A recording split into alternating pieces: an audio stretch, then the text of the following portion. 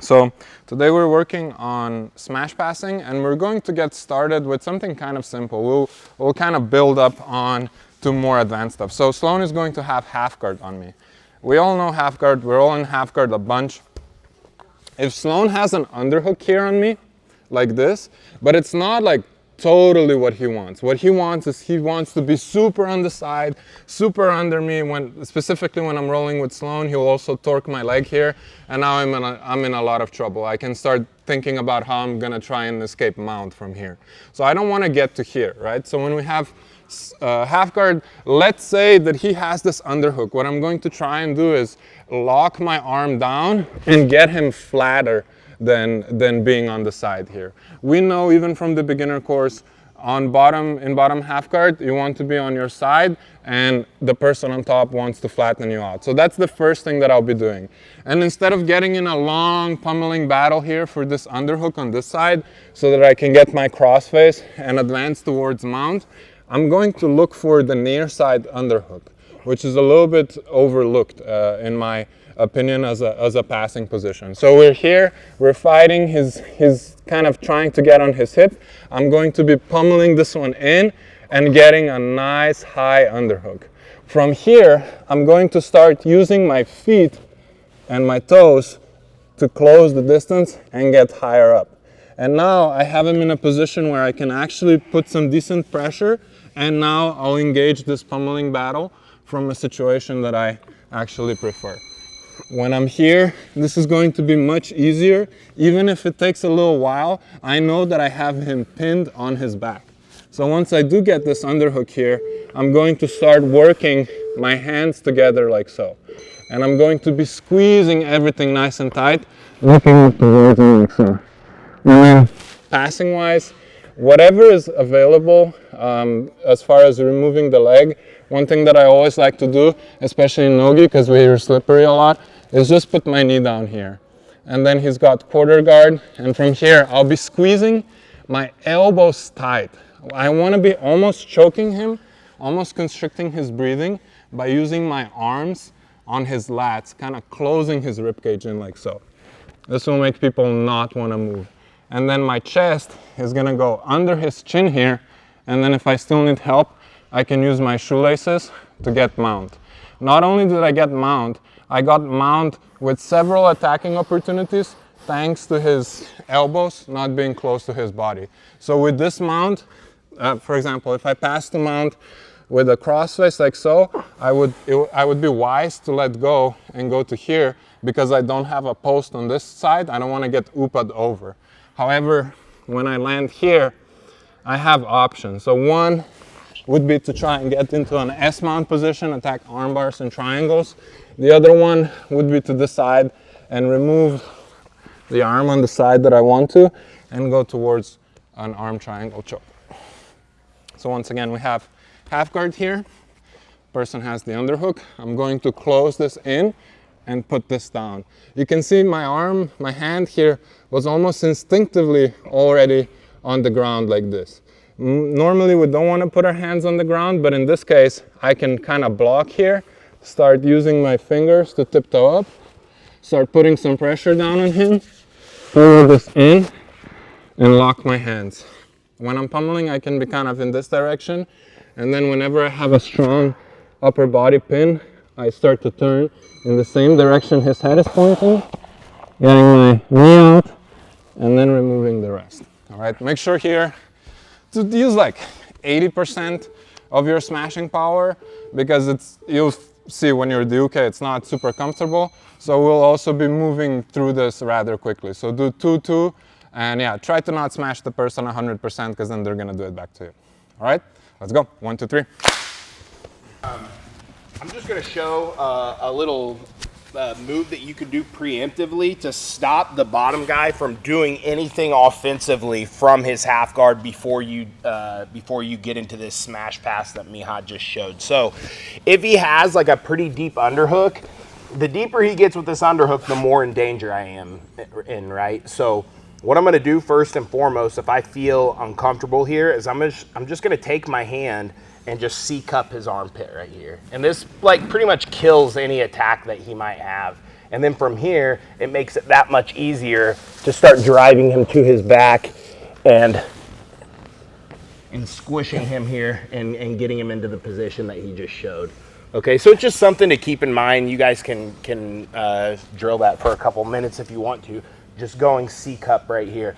I know a lot of people think like you should just go whizzer right here, but this is actually weaker than the C-clamp. If I get this on his armpit, he can't advance at all anymore on any attacks that he has right here. I'm gonna regret saying this because I feel like Miha is gonna start using this on me more often. I did, yeah. I started. Remember early on when we started rolling, I used this a lot, and then I kind of stopped. I need to go back to it. Yeah, it's really annoying. Yeah, it's really hard to deal with as the bottom guy when they do that. This move could have a clickbaity title like "This one move will destroy their underhook," and it would actually be true. This is a really, really good move. It's so difficult to deal with. Before we go back to practicing, I just want to add one more thing from the late stages. So if you're on your back, kind of like almost mount here. So once I get both of the underhooks here, I see some of you have like a little bit of space here, right? My goal is not to grab my hands together like this. If my opponent isn't like a monster of a man and doesn't have huge shoulders here, I need to get more space. Then I can start getting and crossing on my own wrists. I can go up to like here, just making sure that everything is tighter and tighter. Because the tighter I make this, the more immobilized he'll be, and then I can pretty much get to mount in whatever way I want to, because the person on bottom will be relieved when you get to mount, because the pressure will probably stop at that point, but it won't. All right, 1, 2, 3. Sorry, yeah. Correct, yeah, I'm still going like this. Okay. Yeah, yeah? With the C-cup, are you coming into the armpit with your thumb or are you coming around it? Around it, okay. Yeah. Yeah. Yeah. When you're pressuring the elbows, are you looking to get their elbows at a certain place? Like sometimes I run into their elbows like kind of being low, still tight. Yeah, it doesn't matter too much. Like normally their arms will go up, but I wouldn't focus on that. I would just focus on getting a better pin and keeping them more stuck. And you can kind of feel it in this position. You can feel the way they're breathing. Some people will like almost be moaning there. They'll be like, that's how you know that you're in a good spot and you just keep doing what you're doing. All right, now let's go. 1, 2, 3. All right, so that's a really good way to pass when we're already close quarters. We're already kind of in half guard. But yeah, one thing you should know as well is you can use this in the gi. It works just as well, if not even better sometimes. When you have that friction locked in, they're not really going to go anywhere.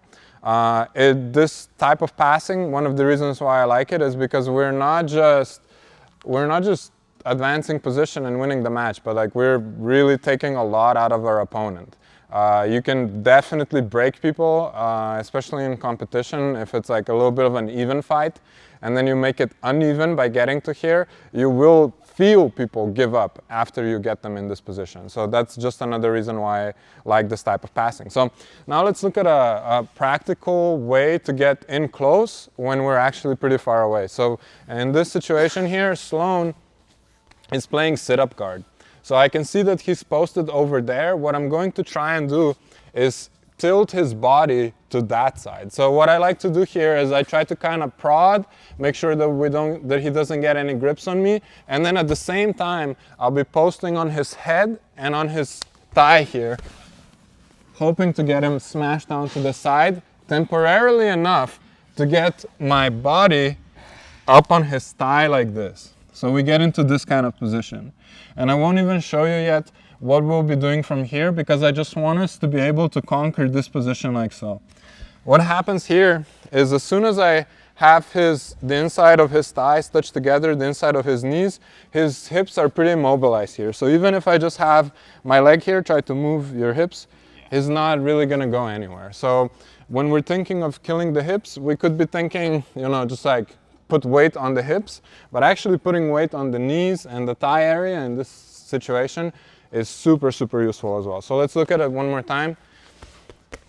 So you don't necessarily have to do the head push here. I just like to because it gets him tilted to this side more.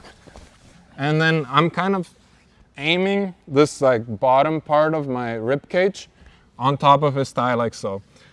Sloan, especially in the previous one, he already started doing the right stuff, which was getting this frame in here. We won't mind it right now too much. Notice this hand here on this side. If we're doing gi, I would definitely be grabbing something here. But for now, all I want to do with this arm is kind of rest it and keep it hidden here. And then we'll be advancing from here. For now, like I said, I just want us to be able to find this position. Also notice one of my knees is on one side of his legs, the other one is on the other side. One more time. So let's say this time I won't even do the head. I'm basically just smashing in like so. Whenever I'm rolling with someone in nogi, if they're playing guard like this, I'll try to hit them with this pretty much right away and kind of gauge what I'm dealing with. If I end up in this position, I know that I'm dealing with someone that's about to get smashed. And if I see a couple of reactions, then I know that I have a little bit of a formidable guard to work against, and then you can work other ways to get in nice and close. So once again, when someone is seated up, I'm going to push on the head, smash the knees in, and then my body here is doing most of the work. Most of my weight in this moment is not on the ground. I have a little bit on the ground in my foot, and I have a little bit on the ground with my knee here, but all of my other weight is on top of his lower body, all right? If he's on his back fully, like this just makes it even easier. I'll cut to the side, cut across, and get nice and low. I recommend that you guys ask your partner to try both positions. One seated up with a proper post, and one lying on the back, just so that you find this. It's kind of like a headquarters position for smash passing. I don't really have a good name for it at the moment. All right? Any questions on this one? Yes? Absolutely. So it's like so. What I tried to do with this first one is I tried to collapse his arm a little bit. I don't want his arm to be too straight. So if he posts up again, you can see he's got a kind of a straight arm. By moving it here, he actually has to move it. And then I can smash him down like so. Roger, did you have a question as well? I just want to see if I can see the second variation. Second variation again, for sure. So he's on his back, right? I don't have to deal with the post. I just have to cut out a little bit more to the side and then block and pinch him down like so. All right, let's go. 1, 2, 3. All right, guys. Nice work so far. As I said, this is just kind of half the move. So one thing before we get into it, I wanna just make this clear. If we can just like rotate around. Sure. So when I get down to the ground here, I don't actually want to be like this because there's so much space and I'm kind of high up. Yeah, so he's going to be moving this knee up towards his chest and turning it across. And now I'm dealing with knee shield half guard, which is terrible. Like, it's a pretty good guard, you know, and the knee shield half guard in nogi is something that's kind of hard to deal with. So I want to be here. So notice I actually have my knee here behind his knees like so. And now the next step normally here will be, if he has a frame here like he did before, I'll try to get an underhook and just stay low and kind of fight against this frame without it being in the worst part of my neck. So I kind of want to find a good head position here. My opening move from here will normally be to circle this foot to the inside, slide it up, and I'll get my shin onto his knee. So let's rotate a little bit. So I go from here, being nice and tight, controlling his legs, moving this in, and getting my shin on his knees. Now I could even have less control up here. He's still not going to go anywhere. Plus this kind of hurts. It's kind of like a weird trigger point thing. So when this starts happening, people normally have one reaction, which is to start framing up on this elbow, which is exactly what I'm waiting for, right? So what I'm going to do, this hand that's been idle now is going to go through like so. And I try to grab the forearm, and I also like to help myself with this other hand if it's available here. The next thing that I'll do from here is I'll hold this, pull it towards me, and drive forward at the same time. And also climb this up a little bit. Now from here, he's in a pretty helpless position. If we're talking MMA, this is amazing. Obviously, Khabib Nurmagomedov did stuff like this all the time. And now this frame, I can start helping myself with my arm to get it to this side, or I can kind of use my head to pin him back down. I prefer to use my hand to get this out of the way. And now I'll be sliding this one to his strap, getting closer and closer. So I'm basically the most sadistic backpack that you've ever seen in the world. And then from here, I'm going to be going forward, getting this foot on the ground, and using this here to pull him back, and I'll sit back. I will not be letting go of this until I attempt to get my heel behind so I can take the back and have his arm trapped. From there on, we're talking finishing the back choke, the rear naked choke, and that's a different lesson. All right, so let's look at this again. I smashed him down. If he goes right away, I'm not going to bother with this whole thing with the legs here. I'm just going to grab, smash, and now get my legs back here. This one goes in. I make sure that I'm nice and high up before stepping this down. And now when I'm sitting back, I actually make sure to pull him up quite a lot. A normal chair sit would be to just go back like this, but in this specific situation, I have the grips, I have the strength to pull him up like so and go back here. And like I said, I will not be using this. I'll try to trap it first. Much better position. One more time from start to finish. So yeah, I'll do the entry as well. Yeah. So okay, from here, I go in, starts framing.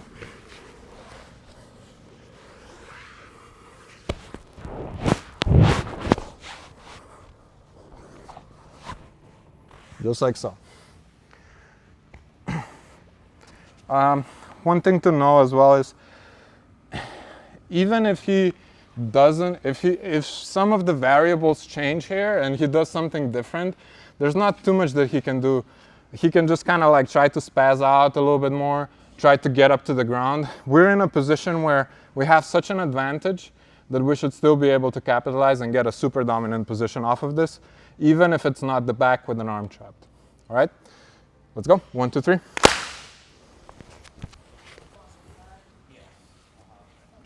All right, guys, we're going to keep working on this for a few more minutes because this is like one of the most versatile things you can add to your passing. I just want to give you a tip here that's going to help you get in a better position when we're taking the back. So I get to here.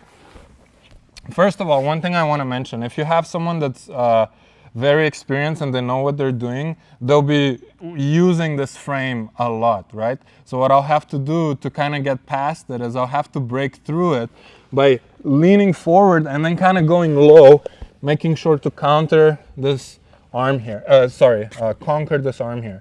Might be easier said than done sometimes if someone's really strong, but the way we are on his body here, I can use my entire body to drive forward and smash that frame away.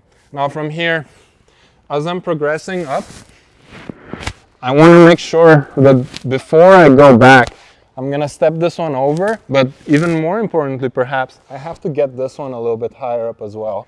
So now when I get this foot on the ground, with this control here being so attached to him, I'm going to mainly use the power of my leg to lift him up like so.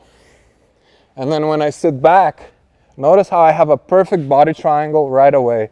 I'm not like super far away. And then because I can get this, it means I can also get over the arm. And I'll start attacking from here, being nice and tight. I don't want to be in a position where I almost have everything down. I did the whole thing right, but then I have too much space here. And he's just going to kind of spaz out and slink out to the side here and get away from me. I want to make sure that this whole process of passing like this can take 2 minutes, sometimes 3 minutes. I'm never going to be rushing it too much because I have such a huge advantage. So I don't want to do all that work to let the person escape. Because if they escape after that, they're going to be pissed. You were just smashing the living shit out of them for 3 minutes. They're going to be angry, right? So you got to make sure that we finish them by having proper positioning. So let's practice this a little bit more. 1, 2, 3. I want to show you guys one more option that I don't think Sloan or Mike have covered too much. I may be mistaken, but one option here is to completely ignore passing the guard and try to go around it, right? Works in the gi too, but it works a lot better in nogi. So for example, I'll try to have Sloan kind of flatten out. I'll be moving my posts, trying to get to the north-south. Does anyone know what an A10 Warthog is? It's this really badass plane. I actually identify as one. It's made to go down towards tanks and then shoot a massive machine gun at them. So this is the same vibes you want to bring to this type of passing. You're moving across, and now from here, I'm going to be basically dive bombing into north-south. It's not quite as easy, but the principle is very accurate. So sometimes instead of going through guard, into the guard, knee slide, back step, all these attacks that I can do, sometimes it's a good idea to kind of run around the person. And sometimes Sloan and I have this kind of exchange a lot where I'll be going to one side and he'll be actually for a solid 30, 40 seconds, a minute following me, right? And then at some point I manage to cut the angle. I can also use my legs here to break some frames out of the way. And then I can dive bomb into the guard as well. We won't go into in depth with this one. I just want you guys to be aware of it, and you guys can look into it a little bit on your own and start playing around with that as well. We'll do 2 specific sparring rounds before we go into the normal rounds. The first one will be from this position right here, like this. I don't have any, yeah, he can have this in front. I don't have the arm yet, right? So from here, because your partner will know to not post here, try to also play just like straight up passing their guard to side control. Or going over this way if they don't give you the reaction that we've worked for right now. So we're trying to get familiar with this position. And then the other specific sparring round will be in half guard. He's going to have this underhook here, and I'll have a near side. And we'll start from there. 2 specific sparring rounds, then we'll do normal rounds. And judging by the time, the judo class will start in the meantime, and we'll let them continue over there. All right? Grab your partner. Let's get ready with the first position. Grab your mouth guards, water 2. 1, 2, 3.